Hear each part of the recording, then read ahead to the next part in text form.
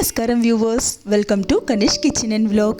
இன்றைக்கி நம்மளோட கிச்சனில் ரொம்ப ஹெல்த்தியான ஒரு ஸ்நாக் ரெசிபி தான் பார்க்க போகிறோம்.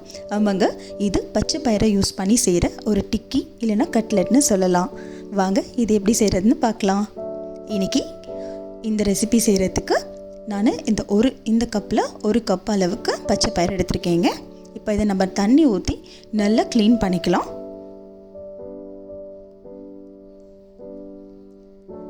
இப்போ க்ளீன் பண்ணியாச்சு. நம்ம கொஞ்சமாக தண்ணி ஊற்றி இதை ஒரு 3 hours ஊற வச்சுக்க போகிறோம். நல்லா 3 hours ஆயிடுச்சுங்க. இது நல்லா ஊறிடுச்சு. இப்போ இதை நம்ம ஒரு சின்ன கடாயில் சேர்த்து கொஞ்சம் நேரம் வேக வச்சுக்க போகிறோம். இதே தண்ணியை யூஸ் பண்ணிக்கலாம். நம்ம ரொம்ப நேரம் இல்லைங்க, ஒரு 5 minutes நல்லா கொதித்து இந்த அளவுக்கு நமக்கு வெந்தால் போதும்.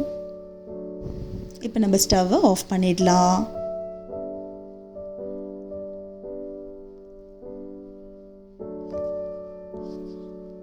இப்போது நம்ம இதை இந்த மாதிரி ஒரு ஃபில்டர் வச்சு நல்லா அந்த தண்ணியெல்லாம் இழுத்துடலாங்க. நல்லா ஒரு 5-10 minutes அது அப்படியே இருக்கட்டும்ங்க, ஆறிடட்டும். இது நல்லா ஆறிடுச்சு. இப்போ நம்ம இதை ஒரு மிக்ஸி ஜாரில் சேர்த்துடலாம். நல்லா ஆறிடணும், தண்ணி கொஞ்சம் கூட அதில் இருக்கக்கூடாது. அந்த மாதிரி நீங்கள் பார்த்துக்கோங்க. அடுத்ததாக ஒரு துண்டளவுக்கு இஞ்சி சின்னதாக கட் பண்ணி போட்டுக்கோங்க. 2 பச்சை மிளகா, அடுத்ததாக கொஞ்சமாக கொத்தமல்லி. இப்போ இது எல்லாத்தையும் நம்ம மிக்ஸி ஜாரில் சேர்த்து நல்லா கோர்ஸாக அரைச்சிக்க போகிறோம். இங்கே பாருங்கள், இந்த மாதிரி அரைச்சிக்கணும். தூளாக தண்ணியெலாம் ஊற்றி அரைச்சிக்காதீங்க, இந்த மாதிரி நம்ம அரைச்சிக்கணும். கட்லெட்டுக்கு இதாக பதம். அடுத்ததாக நம்ம ஒரு மிக்சிங் பவுலில் இதை சேர்த்துடலாம்.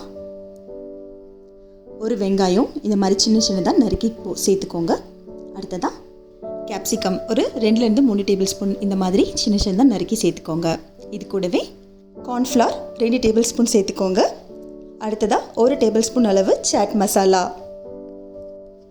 நம்ம கொஞ்சமாக பன்னீரை கிரேட் பண்ணி இந்த மாதிரி இது கூட சேர்த்துக்கலாங்க. குழந்தைங்களுக்கும் ரொம்ப பிடிக்கும். பன்னீர் ஒரு 50 கிராம் எடுத்துக்கோங்க.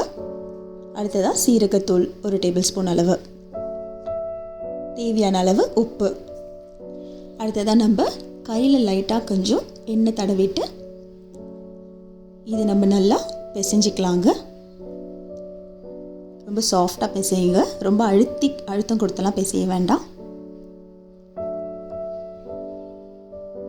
நம்ம அடுத்ததாக கையில் இந்த மாதிரி எண்ணெய் தடவிட்டு ஒரு ரொம்ப சின்ன சைஸ் அளவுக்கு மாவு எடுத்து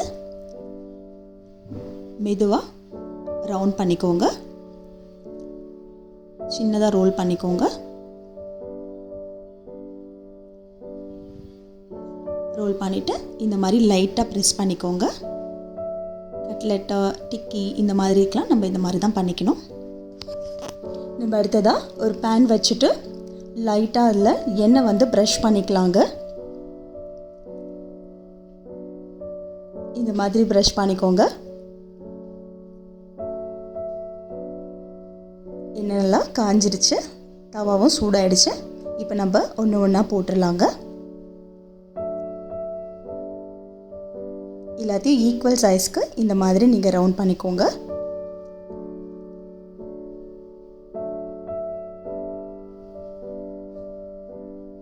லைட்டாக மேலே எண்ணெய் இந்த மாதிரி ப்ரஷ் பண்ணிக்கோங்க. ஏன்னா இந்த பச்சை பயிர் நமக்கு கொஞ்சம் சீக்கிரமாகவே ட்ரை ஆகிடும். அதனால் லைட்டாக இந்த மாதிரி ப்ரஷ் பண்ணிக்கோங்க. இப்போ நம்ம திருப்பி போட்டுடலாம். பாருங்கள், நமக்கு நல்லாவே வெந்து வந்திருக்கு.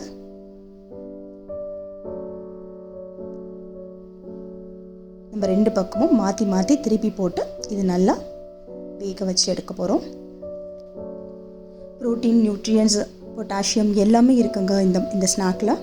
இது உங்கள் குழந்தைங்களுக்கு ஈவினிங் டைமில் நீங்கள் செஞ்சு கொடுக்கலாம். ரொம்பவே ஹெல்தியான ஒரு ஸ்நாக் ரெசிபி இது. இது நீங்கள் திருப்பி இந்த மாதிரி போட்டு ஃப்ரை பண்ணி எடுத்துக்கோங்க.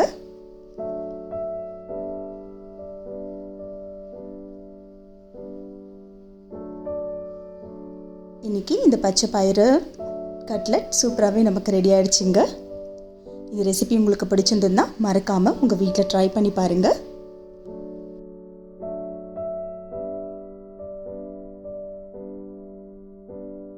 தேங்க்யூ ஃபார் வாட்சிங். எங்களோட சேனல் உங்களுக்கு பிடிச்சிருந்தா லைக் பண்ணுங்கள், ஷேர் பண்ணுங்கள், சப்ஸ்கிரைப் பண்ணுங்கள், கமெண்ட் பண்ணுங்கள்.